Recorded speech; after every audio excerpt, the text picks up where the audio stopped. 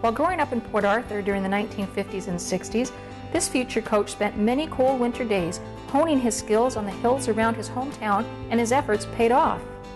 His first success came as a competitor, capturing titles and headlines from the local to the national level. Winning a silver medal in slalom at the 1967 Canada Winter Games and the combined title at the 1967 Canadian Junior Championships, he served as a member of the Canadian Alpine ski team from 1967 to 71.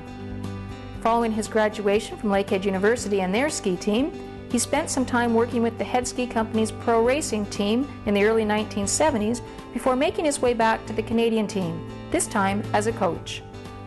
First serving as a coach of the women's team, he created and designed programs to meet the needs of his athletes. His strategy was a huge success, as evidenced by Kathy Kreiner's 1976 Olympic gold medal performance in the giant slalom.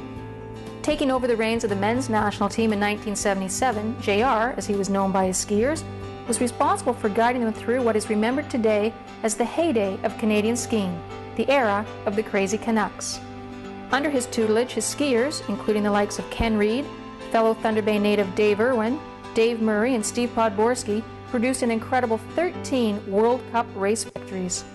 When you combine Podborski's history-making moments of winning the 1980 Olympic gold medal and 1981-82 World Cup title, the first North American male ever to do so, the accomplishments of his skiers were unprecedented.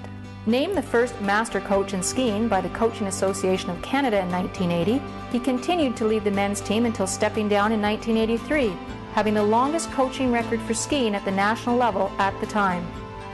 John's return to Alpine Canada in 1990 marked another significant time in Canada's skiing history. This time, his challenge was to produce organizational success.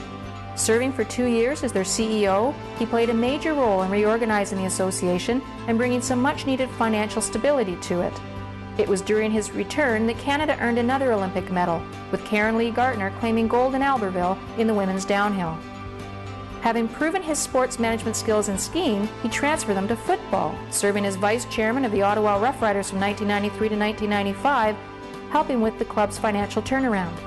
An alternate governor of the Canadian Football League, he chaired the Television and Marketing Committee and served on the CFL Player Relations Committee.